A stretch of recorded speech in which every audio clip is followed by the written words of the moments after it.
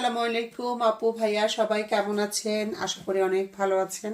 আলহামদুলিল্লাহ, আপনাদের দোয়ায় আল্লাহর রহমতে আমরাও ভালো আছি। দেখেন, আজকে একটা সিবাস মাছ নিয়ে আসছে আপনাদের ভাইয়া। এই মাছটা আপনার নিয়ে আসছে, কেটে নিয়ে আসেনি। এটা আমার জন্য একটা মহা বিপদ সংকেত। এখন আমি এটা কাটবো। এই যে দেখেন, এই সিবাস, এই যে দেখেন এই মাছটার দাম কত পড়ছে দেখেন। এই যে 15 টাকা 95 পয়সা এই মাছটার দাম পড়ছে। আমাদের এখানকার পাউন্ডে 15 টাকা 95 পয়সা। বাংলাদেশে ধরেন, আমি আন্দাজ করে বলতেছি, কিওর করলে এখন প্রায় আপনার 2500 টাকা 2500 টাকার মতো দাম পড়ছে এই মাছটার দাম। তো চলেন আমরা এটা আপনাদের সাথে শেয়ার করি।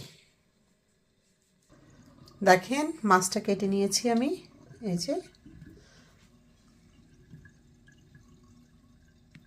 এই যে দেখেন, এখন মাছটা ক্লিনিংয়ের পালা। মাছটা আমি ক্লিন করে নিব। এই যে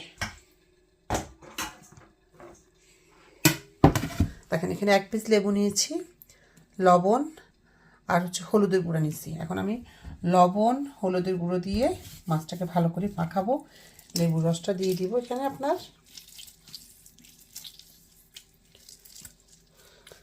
বাচ্চারা তো এমনিতেই মাছ খেতে চায় না, আর যদি গন্ধ লাগে তাহলে তো শেষ, খাবেই না। তাই এসব মাছ একটু খায়, বাংলাদেশি মাছ তো খেতেই চায় না। এই যে দেখেন, এখন আমি এটাকে ঠিক ½ এরকম করে মাখায় রেখে দিব। লবণ হলুদ আর লেবু দিয়ে এটা মাখায় ½ পর্যন্ত এই মাছটাকে এভাবে রেখে দিব। এদিকে মাছটা বসানোর জন্য ফ্রাই প্যান দিয়ে দিলাম। ফ্রাই প্যানে তেল দিয়ে দিচ্ছি পরিমাণ মতো। তেল দিয়ে দিলাম পরিমাণ মতো।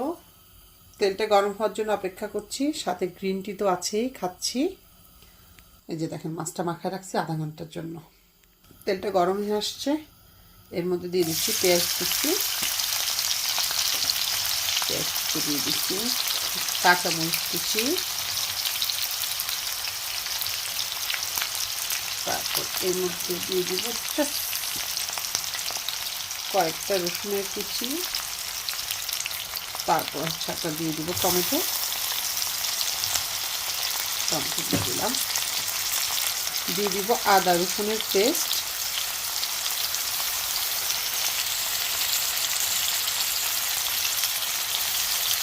একটু লবণ,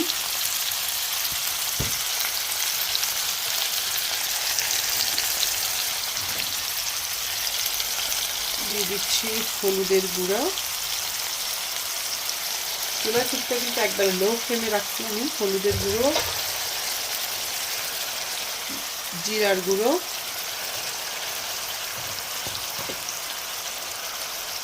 ধনিয়ার গুঁড়ো, লাল মরিচের গুঁড়ো।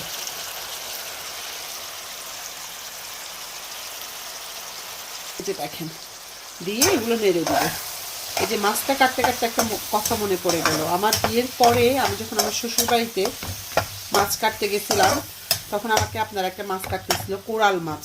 আপনারা চিনেন কিনা জানি না, বাংলাদেশি যারা অবশ্যই চিনবেন, আর যারা মাছ পছন্দ করে অবশ্যই চিনবেন।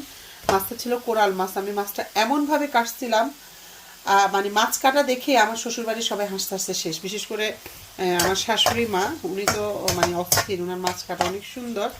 উনি মাছ কাটা দেখে মানে হাসতে হাসতে শেষ হয়ে গেছে আর কি। তো যাই হোক, এখন আপনার এই যে এটা আপনার একটু চুলা রাসটা বাড়াই দিব। বাড়াই দিয়ে এটাকে আমি ঢেকে দিব একটু ফ্রাই করার জন্য। এই যে ফ্রাই করাটা ঢেকে দিচ্ছি। দেখুন ফ্রাই প্যানটা দেখুন ফ্রাই হয়ে গেছে। এখন আমি এটার মধ্যে একটু গরম পানি অ্যাড করে নিব। গরম পানি দিয়ে দিলাম। গরম পানিটা একটু বেশি দেওয়ার কারণ হচ্ছে, আমি কিন্তু মাছের মধ্যে আর এক্সট্রা কোনো পানি দিব না। এই ঝোলটা যখন একবারে মানে এই ঝোলটা যখন আপনার কমে আসবে, তখন আমি এখানে মাছটা দিয়ে দিব। সেই জন্য আমি একটু পানিটা বেশি করে দিলাম। ঝোলটা দিয়ে আবার ঢেকে দেব। আমি মাছটা ধুয়ে নিব। মাছটা আমি ধুয়ে নিব। এখানে একটু লবণ আর হলুদ দিব আপনার ভালো করে সারাবো। এবং মাছটা যখন ফাইনালি আমার ধোয়া হয়ে যাবে, তখন আমি একবার লাস্ট টাইম কিন্তু আমি একটু গরম কুসুম কুসুম গরম পানি, আমরা যেটাকে বলি ওয়ার্ম ওয়াটার দিয়ে পানিটা মাছটাকে একটু ভালো করে ধুয়ে নিব। এই যে মাছগুলো আমি ধুয়ে নিলাম ভালো করে। এখন দেখেন একটু করে হলুদের গুঁড়া আর হচ্ছে আপনার একটু করে লবণ দিয়ে আমি হালকা করে মাছগুলো একটু ফ্রাই করে নিব। মাছগুলো আমি এক একটা ফ্রাই করে নিব।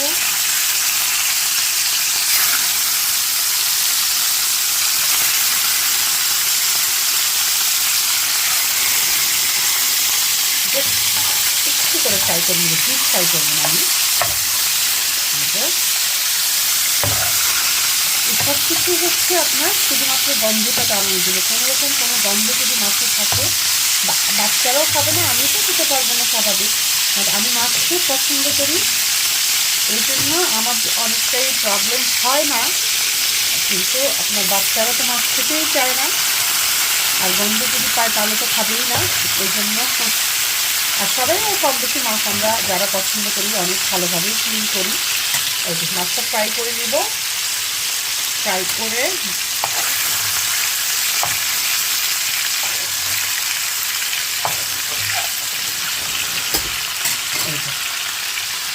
মাছগুলোকে এক পাশ এপাশ ওপাশ করে দেখেন ঝোলটাও হয়ে গেছে। সরি স্টিমের জন্য অনেকটা না হয়ে গেছে। এখন জাস্ট আমি এক এক মাছগুলো সব দিয়ে দিব এখানে। এই যে মাছের মাথা দিয়ে দিলাম, আর একটা পিস দিয়ে দিলাম। এভাবে করে আমি সবগুলো মাছ এখানে দিয়ে দিই। এই যে সবগুলো মাছ দিয়ে দিলাম। সবগুলো মাছ দিয়ে এখন আবার এটাকে ঢেকে দিব। মাছের যে তেলটা ছিল ভিতরে আমি ওই তেলটাও দিয়ে দিছি এখানে। আপনারা যে মাছের কলিজাটা দিয়ে দিচ্ছি। দেখেন আমি কিন্তু এই রান্নাটা একবারে লো ফ্লেমে করতেছি, একবার চুলার আঁচ কমিয়ে দিয়ে আস্তে আস্তে এটা হতে থাকবে। মাছ থেকে যে ঝোলটা বের হবে সেই ঝোলের মধ্যেই রান্নাটা হয়ে যাবে ইনশাল্লাহ। এই যে দেখেন এই যে মাছের কলিজা দেখছেন দিয়ে দিছি। আমাদের জান্নাতে নাকি আমরা যারা মরার পরে আল্লাহ যদি আমাদেরকে জান্নাতবাসী করে, জান্নাতে নাকি আপনার প্রথমে কিন্তু মাছের কলিজা দিয়ে নাকি আপ্যায়ন করা হবে। এই যে দেখি আমাদের মাছটার কি অবস্থা দেখেন। এই যে মাছটা অলমোস্ট হয়ে গেছে।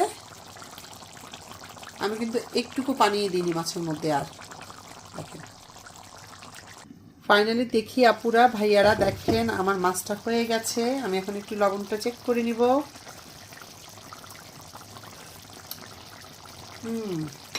মজা আপনার। এখন আমি এটার ভিতরে অ্যাড করব একটু করে গরম মশলা দিয়ে দিব, একটু জিরার গুঁড়া দিয়ে দিচ্ছি একটু। এই যে জিরার গুঁড়া, গরম মশলা আর একটু ধনিয়া পাতা দিয়ে আমি এটাকে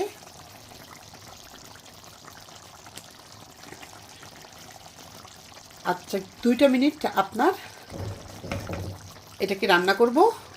এই যে দেখেন আবার 2 মিনিট ঢেকে দিয়ে রান্না করে নিব। আলহামদুলিল্লাহ ফাইনালি মাছটা আমার হয়ে গেছে। স্টিমের জন্য আমি চুলাটা বন্ধ করে দিচ্ছি এখন। এই যে মাশাআল্লাহ এত সুন্দর আপনার স্মেল আসছে, মানে কি বলবো। আর খেতে তো জানি না কেমন হবে, আপনার সাথে শেয়ার করব খেতে কেমন হবে দেখাচ্ছি। এই যে দেখেন দেখেন খেতে কেমন হবে। মাছের মাথা খুব পছন্দ করি, তাই মাছের মাথাটাই নিলাম। দেখা যাক ঝোল দিয়ে দিই। মাছও খাবো পরে, এখন আপাতত মাথাটা দিয়েই খাই। এই যে মাছের কলিজা, এই যে একটু ডিমও হয়েছে।